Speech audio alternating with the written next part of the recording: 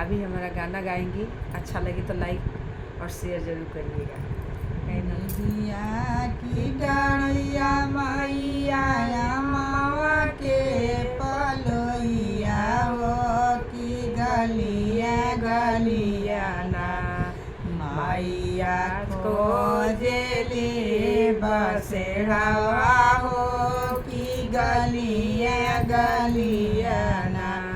मैया खोजली बसेड़ावा हो की गलिया गलिया के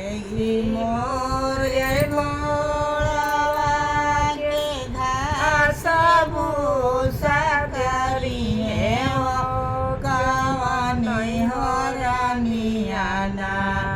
मैया के साझे कलसा धरिए हो कवनी हो रानियाना मैया के साझे दियारा बरिए हो कवनी रे रानियाना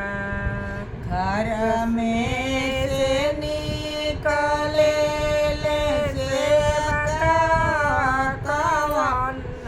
सेवा का हमारा धरवाना मैया ले मुना बसेड़ावा हो कि हमारा घरवाना मैया ले मुना बसेड़ावा हो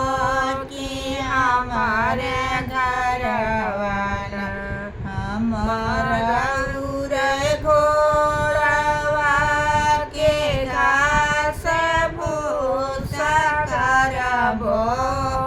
रानिया हमरो ना मैया के साजे कलश रे हो रानिया हमरो ना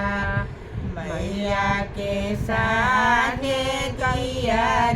बरी रानिया हमरो ना हमारा घोड़वा के घास भूसा करबो रानिया हमरो ना मैया के बेनिया डोलाई हो रानिया हमरो ना मैया के चूड़िया चढ़ाई हो रानिया हमरो ना मैया के